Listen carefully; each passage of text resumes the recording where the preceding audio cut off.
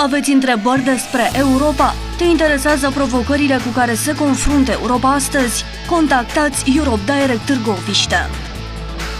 Centrul de informare Europe Direct Târgoviște oferă gratuit consiliere, asistență, informații și răspunsuri referitoare la legislația, programele și oportunitățile de finanțare oferite de Uniunea Europeană.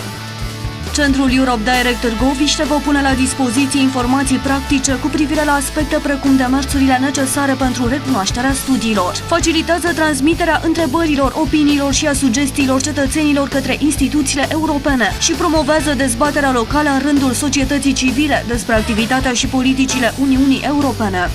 Dacă treceți pragul Centrului Europe Direct Târgoviște, beneficiați de acces gratuit la paginile web ale instituțiilor europene, publicații și broșuri cuprinzând informație europeană și consultanță pentru a ajuta la rezolvarea problemelor practice în exercitarea drepturilor cetățenilor în Europa.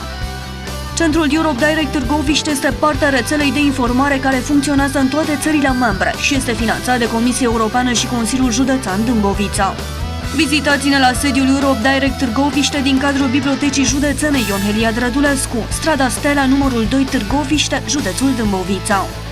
Sunați la numărul de telefon 0345 100 581. Uniunea Europeană este la celălalt capăt al firului. Ne puteți contacta și la adresa de mail officearond@târgoviște.ro.